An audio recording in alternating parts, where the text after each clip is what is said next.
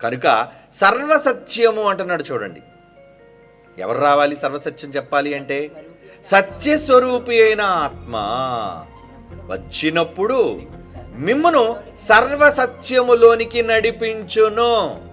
అంటే అప్పటి వరకు సర్వసత్యం లేదనే కదా. మిమ్మల్ని సత్యస్వరూపి అయిన ఆత్మ వచ్చినంత వరకు సర్వసత్యం మీకు తెలియదు అని యేసుప్రభు వారే అంటున్నారంటే ఒప్పుకొని తీరాలి ఎవడైనా. దీనికి మరలా తప్పుడు మాటలు మాట్లాడడానికి లేదు. బైబిల్ని బైబిల్గా అంగీకరించాలి. చాలామంది దీన్ని వక్రీకరించేస్తున్నారు. వక్రీకరించండి, పోతారు మీరు, నో డౌట్. ఎందుకంటే వాక్యాన్ని కలిపి చెరిపితే నిత్యాగ్ని దండనే వాళ్ళకి దండన. సత్యస్వరూపి అయిన ఆత్మ వచ్చినప్పుడు ఆయన సర్వసత్యము అంటున్నాడు చూడండి. సర్వసత్యము, సర్వసత్యములోనికి మనం నడిపిస్తాడు. ఎవరు? పరిశుద్ధాత్ముడు. ఆయన క్రీస్తు వెళ్ళిన తరువాత వచ్చాడు.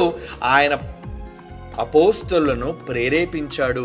ప్రేరేపించి ఏం చేశాడు? ఆయన ఊహ కాదు కానీ దేవుడు అనుకున్న విషయాలను ఈ సమాజానికి వ్రాయించాడు.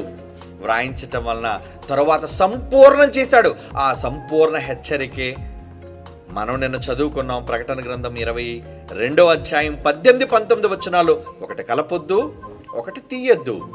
కలపకండి, తీయొద్దు అని అన్నాడు అంటే అది సంపూర్ణమైంది. ఏమండి?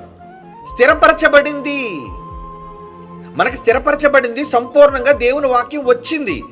వచ్చిన ఈ క్రొత్త నిబంధనలోనే నిలబడి మాట్లాడాలి ఎవరైనా.